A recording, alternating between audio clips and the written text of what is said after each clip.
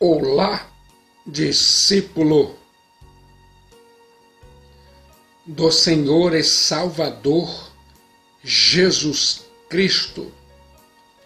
Você sabe como se sentir incrivelmente bem com a palavra de Deus, a Bíblia. Dê de comer a sua mente com a palavra de Deus, a Bíblia. Alimente sua mente. Eu vou agora compartilhar a quarta parte e final da teologia do apóstolo São Paulo a Filemon, chamada de a Carta da Cortesia.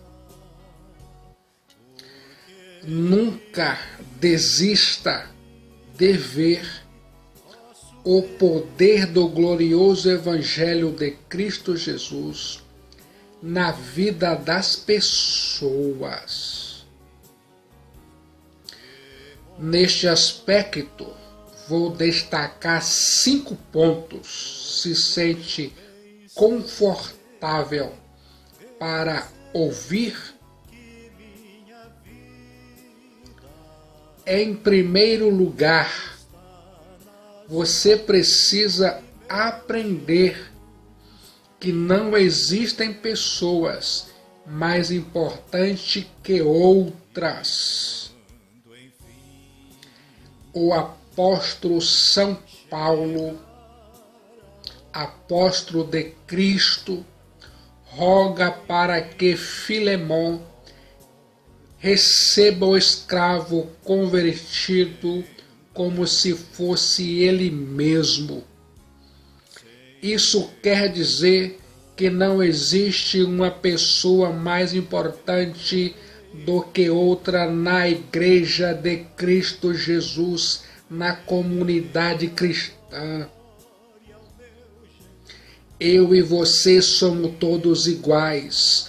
Eu e você somos companheiros de jornada cristã e filhos e filhas de Deus.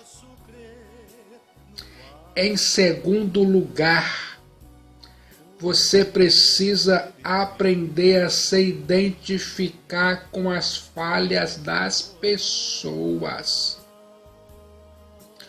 O apóstolo São Paulo pediu a Filemon a receber a Onésimo como Paulo, o próprio coração.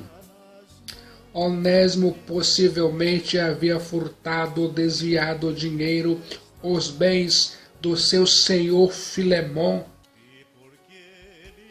O apóstolo São Paulo estava pronto a colocar a dívida de Onésimo em sua própria conta. O apóstolo São Paulo estava assumindo a responsabilidade por tudo quanto Onésimo devia. A suposição subjacente é que o apóstolo São Paulo conhecia a lei mediante a qual uma pessoa que dá guarida a um escravo fugitivo ficava devendo ao dono o valor da perda de trabalho envolvida na deserção do escravo. Isso é profunda identificação. Você, como cristão, precisa ter compaixão pelos que erram. O cristianismo transforma o pior escravo inútil no melhor dos homens livres. Essa identificação é uma ilustração do que o Senhor e Salvador Jesus Cristo fez por mim e por você. Martinho Lutero disse que todos nós somos onésimos. Cristo Jesus se identificou de tal forma conosco que o Pai nos recebe como é o próprio Filho Cristo. Somos aceitos no amado. Eu e você fomos vestidos com a justiça de Cristo. A palavra recebe-o no versículo 17 da carta do apóstolo São Paulo a Filemon, é receber dentro do círculo familiar. Imagine um escravo entrando dentro do círculo familiar do seu Senhor. Imagine um pecador entrando na grande família de Deus. O apóstolo São Paulo não sugere que Filemon ignore os crimes do escravo Onésimo, mas se oferece para pagar sua dívida. A linguagem do versículo 19 da carta de Paulo a Filemon soa como uma nota promissória legal. Não bastou o amor de Deus para nos salvar, Ele nos salvou por sua graça.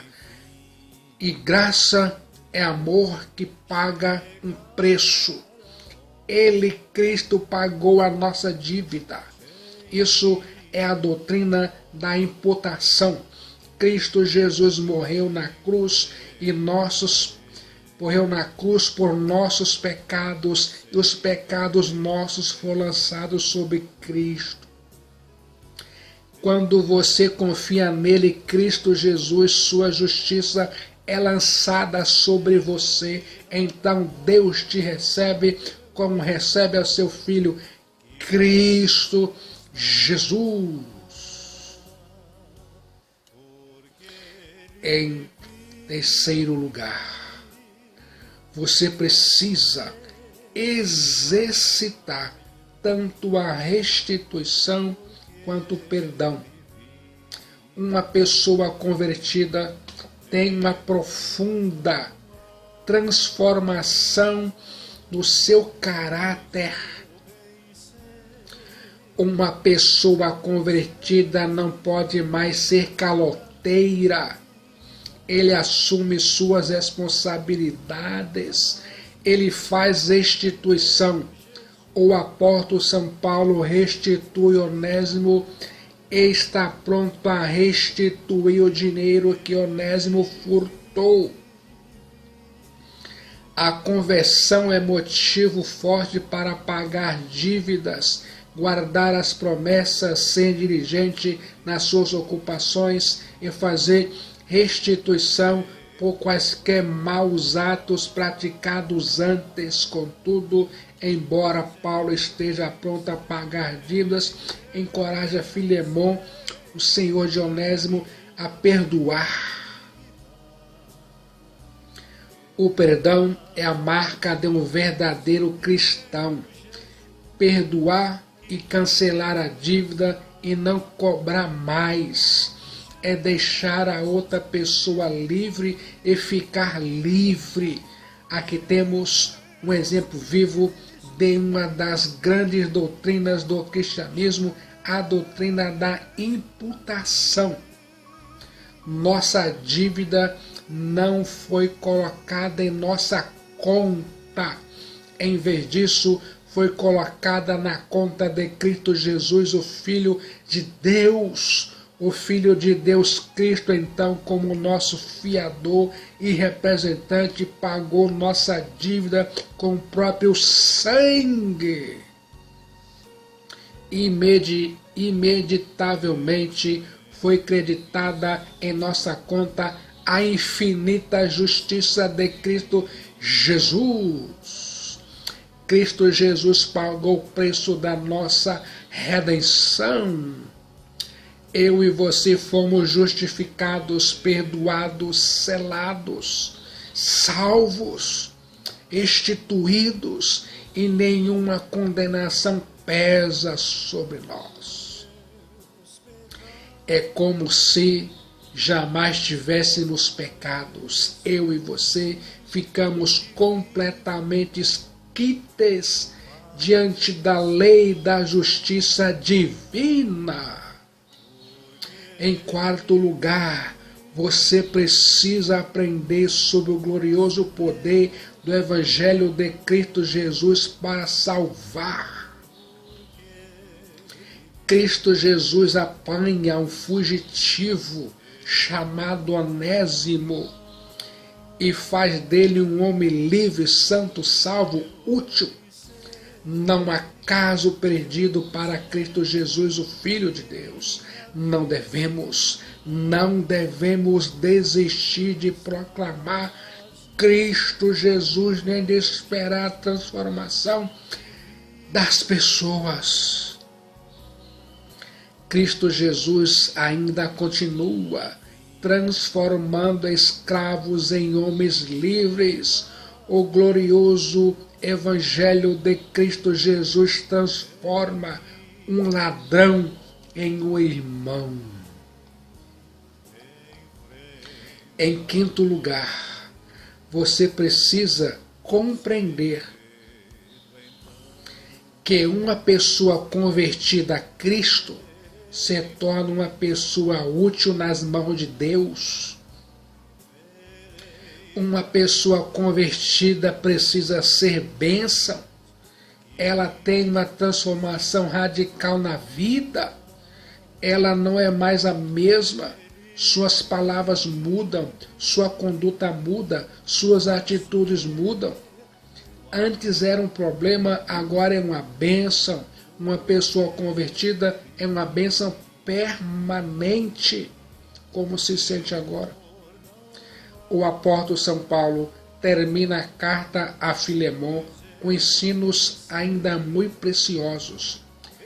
Quando se faz as coisas do jeito de Deus, os resultados sempre transcendem as expectativas. Embora o apóstolo São Paulo não tenha combatido frontalmente o regime da escravidão, admoestou tanto o servo quanto os seus senhores a serem íntegros.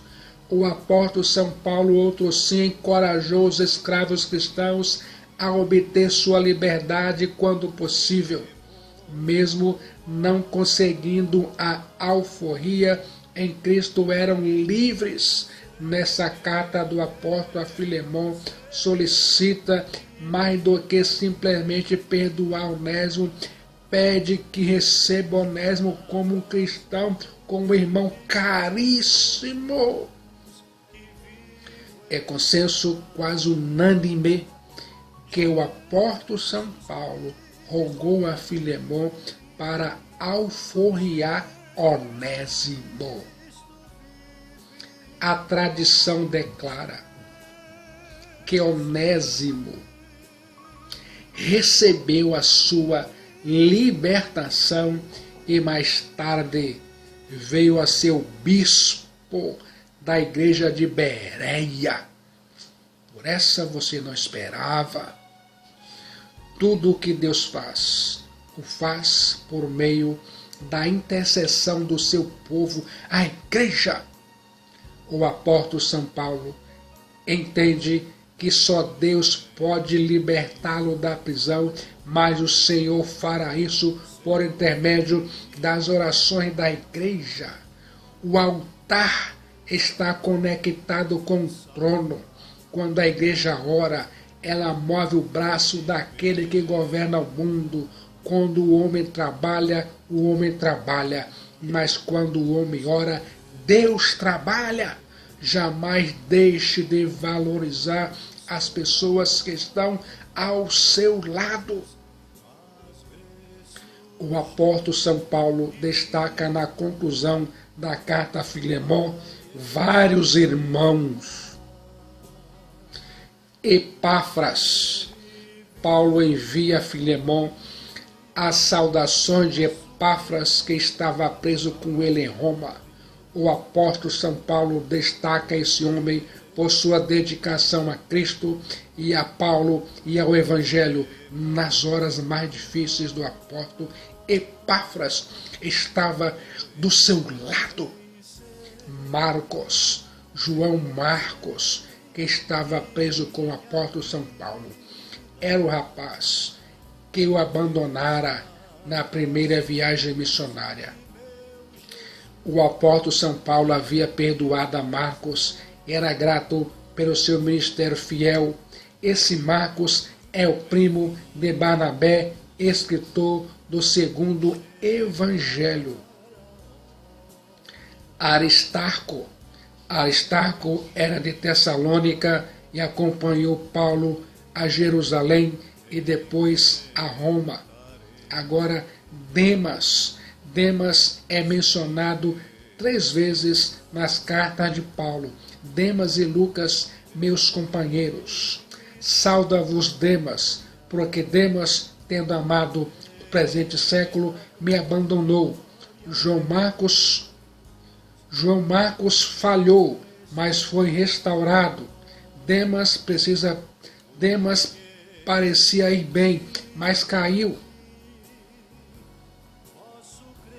Pense nisso. Agora, Lucas certamente é um médico amado que acompanhou Paulo, ministrou ao apóstolo e, por fim, escreveu o Evangelho de Lucas e o livro de Atos dos Apóstolos. A graça deve estar sempre presente, desde o início até o fim da sua vida. O apóstolo São Paulo termina a carta a Filemon como começou, com a graça de nosso Senhor Jesus Cristo. Por ela fomos salvos, por ela vivemos e por ela entraremos na pátria celeste pelas portas no céu. Gostou do conteúdo da carta de cortesia do apóstolo São Paulo a Filemon? Sentiu a transformação que o Evangelho de Cristo Jesus pode fazer em sua vida? Sentiu que você precisa ser livre, ficar livre em Cristo? Quer agora entregar sua alma para Cristo? Só Jesus salva. No momento de decisão em Cristo Jesus, seu destino é selado. Venha para Cristo hoje, enquanto você pode. Venha para Cristo hoje, enquanto você respira. Amanhã pode ser tarde demais.